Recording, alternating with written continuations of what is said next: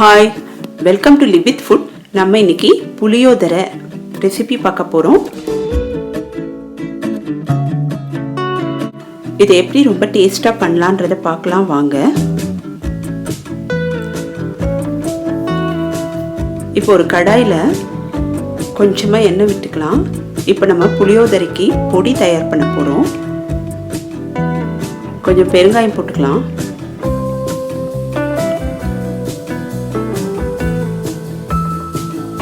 கொத்தமல்லி விதை போட்டுக்கலாம்.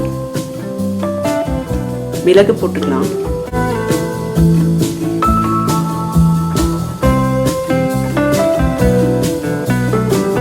கடலைப்பருப்பு கொஞ்சம் சேர்த்துக்கலாம்.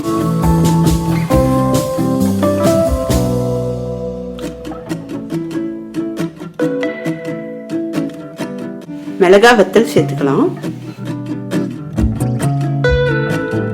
கொஞ்சமா வெந்தயம் சேர்த்துக்கலாம்.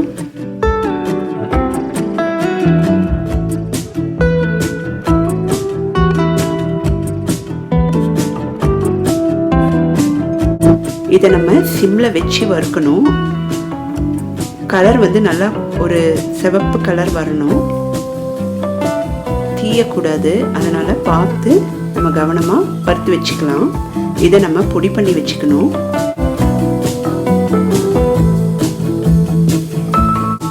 இந்த பொடியை நம்ம ஃப்ரிட்ஜில் வச்சுருந்தா எப்போ வேணுமோ அப்போ கூட நம்ம புளியோதரை பண்ணிக்கலாம். அதனால் இந்த பொடியை மட்டும் நம்ம பொடிச்சு வச்சுக்கலாம். இப்போ இதோட கொஞ்சமாக நம்ம வெள்ளை எள்ளு கொஞ்சம் சேர்த்துக்கலாம். வெள்ளை எள்ளு இல்லைனாலும் கருப்பு எள்ளு சேர்த்துக்கலாம். இந்த வெள்ளை எள்ளோட மனம் இந்த புளியோதரைக்கு நல்ல ஒரு டேஸ்ட்டை கொடுக்கும். இப்போ எள்ளு நல்லா வெடிச்சிருச்சு. இப்போ கொஞ்சமாக கருவேப்பிலை சேர்த்துக்கலாம்.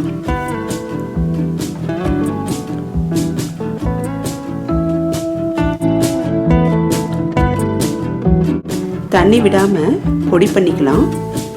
இப்போ ஒரு கடாயில் நல்லெண்ணெய் எடுத்துக்கலாம்.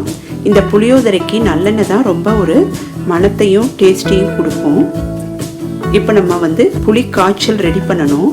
அதுக்காக ஃபஸ்ட்டு கொஞ்சோண்டு நிலக்கடலையையும் முந்திரி பருப்பையும் வறுத்து தனியாக வச்சுக்கலாம்.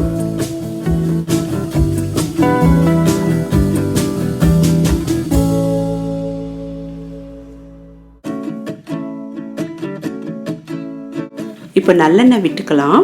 இதில் கடுகு தாளிச்சிடலாம். நம்ம இது இப்போ புளிக்காய்ச்சல் தயார் பண்ண போகிறோம்.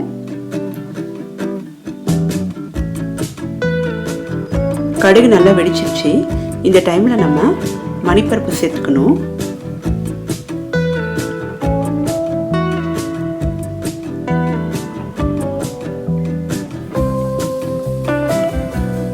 ரெண்டு மிளகா வத்தல் சேர்த்துக்கிறேன்.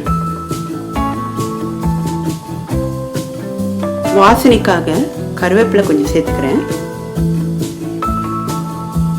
இப்போ நல்லா ஒரு நெல்லிக்காய் அளவு புளியை நல்ல சுடுதண்ணியில் கொஞ்சம் நேரம் ஊற வச்சிடலாம். அதுலேருந்து திக்காக இந்த புளி தண்ணியை எடுத்து இதில் விட்டுக்கலாம். புளி தண்ணி கொஞ்சம் திக்காக இருந்தால் தான் நல்லா இருக்கும். இப்போது மஞ்சத்தூள் கொஞ்சம் சேர்த்துக்கலாம். இந்த புளியோதரைக்கு இந்த புளி காய்ச்சல் அப்புறம் பொடிச்சு வச்ச அந்த பொடி ரெண்டுமே ரொம்ப முக்கியம். கொஞ்சமாக உப்பு சேர்த்துக்கலாம்.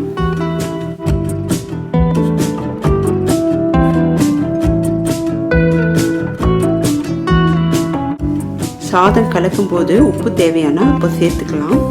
இப்போ இந்த புளி தண்ணி நல்லா வற்றி நமக்கு ஒரு கெட்டியான பதம் வரும். இப்போ கொஞ்சமாக நான் வெல்லத்தூள் சேர்த்துக்கிறேன். ஒரு 5லேருந்து 10 நிமிஷம் நல்லா கொதிக்க விடணும். அந்த புளி தண்ணியில் இருக்கிற பச்சை வாசனையெல்லாம் போய்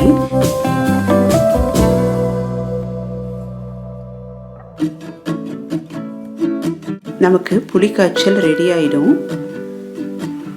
இப்போ நான் ஏற்கனவே ஆற வச்சிருந்த சாதத்தை இந்த கடாயில் போட்டிருக்கேன். நம்ம புளியோதரை தயார் பண்ணோம் அப்படின்னா சாதம் மட்டும் வெடிச்சிட்டா போதும். இது மேலே நல்லெண்ணெயை விட்டுக்கலாம். நல்லெண்ணெய் வாசனையோட இந்த புளியோதரை நல்லாயிருக்கும். இப்போது நமக்கு எவ்வளோ வேணுமோ அந்த அளவுக்கு இந்த புளி காய்ச்சலை சேர்த்துக்கலாம். இந்த புளி காய்ச்சலையும் காய்ச்சி நம்ம ஃப்ரிட்ஜில் வச்சிட்டோன்னா ஒரு 2 நாள் 3 நாள் வரைக்கும் ரொம்ப நல்லாயிருக்கும். இது லஞ்ச் பாக்ஸ் ரெசிபியாகவும் நம்ம யூஸ் பண்ணிக்கலாம். இப்போது பொடிச்சு வச்சிருந்த இந்த பொடியை சேர்த்துக்கலாம். காரம் எவ்வளோ வேணுமோ அந்த அளவுக்கு நீங்கள் பொடியை ஆட் பண்ணிக்கலாம். இந்த பொடியும் கொஞ்சம் கோர்ஸாகவே பொடிச்சு வச்சுக்கலாம். இப்போ நல்லா மிக்ஸ் பண்ணிக்கலாம். சாதம் குழையக்கூடாது. இப்போ நம்ம வறுத்து வச்சிருந்த முந்திரி நிலக்கடலையை போட்டுடலாம். அப்போ தான் நமக்கு சாப்பிடும்போது கடிப்படும், டேஸ்ட்டும் நல்லாயிருக்கும்.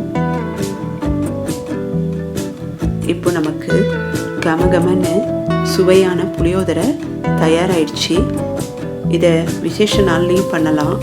புரட்டாசி சனிக்கிழமையில் சுவாமிக்கு நைவேத்தியமாகவும் பண்ணுவாங்க. மறக்காமல் லிவித் ஃபுட் சேனலை சப்ஸ்கிரைப் பண்ணுங்கள். நெக்ஸ்ட் வீடியோவில் மீட் பண்ணுறேன். பாய்.